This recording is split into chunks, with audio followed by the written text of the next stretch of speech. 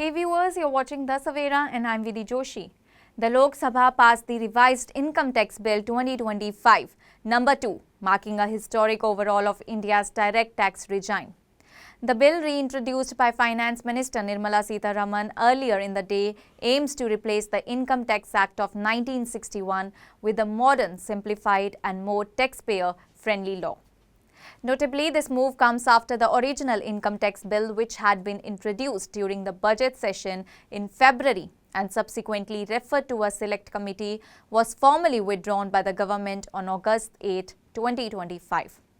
The government took this step to incorporate the extensive recommendations submitted by the select panel chaired by BJP MP Baijayant Jayapande.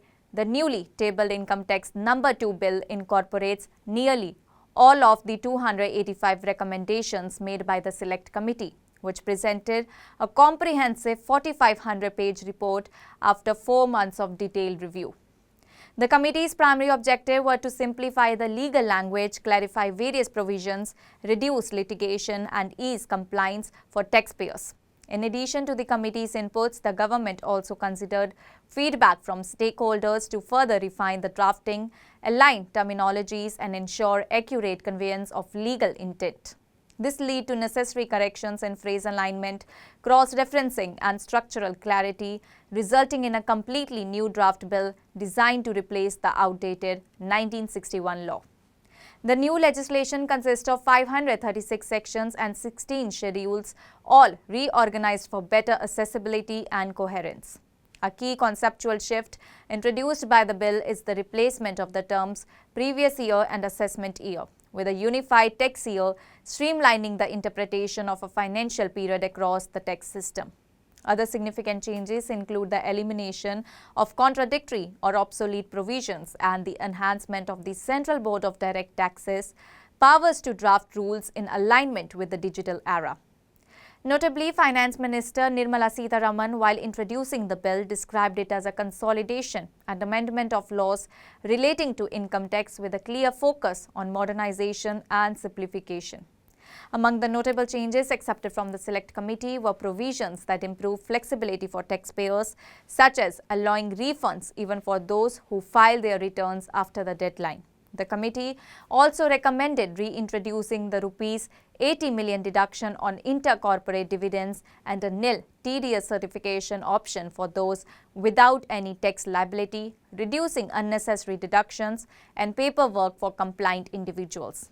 In terms of house property income, the bill now explicitly includes the 30% standard deduction after municipal taxes and extends the benefit of home loan interest deductions to rented properties as well, providing relief to middle-class homeowners and property investors. The proposal to remove the provision of taxing notional rent on vacant houses has also been incorporated, reducing the burden on individuals unable to rent out their properties. The bill also brings alignment between the tax law and the MSME Act regarding the definition of micro, small and medium enterprises. Improvements in language, terminology and section numbering have been undertaken to ensure legal clarity. The term occupied, often a cause for confusion in property classification, has been replaced with clearer wording to prevent misclassification. Furthermore, the revised bill allows non-employee individuals to claim deductions on commuted pensions, ensuring wider pension benefits. Notably, the Taxation Laws Bill, which was also passed by the Lok Sabha on the same day, seeks to provide tax exemptions to subscribers of the Unified Pension Scheme, extending tax benefits to a broader segment of the population.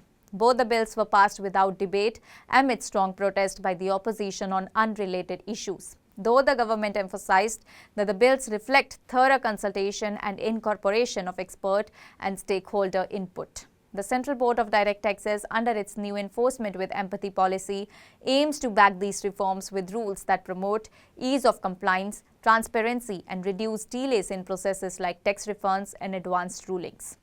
Overall, the Income Tax Number 2 Bill 2025 represents one of the most significant legislative reforms in India's tax history, modernizing a law that has been in place since 1961. With simpler language, improved structure and taxpayer-centric provisions, the new bill is expected to reduce disputes, make compliance more intuitive and promote a more efficient taxation system in line with India's evolving economic environment. That's all for now. Stay tuned to the Savera for more updates. Do like, comment and subscribe to the channel.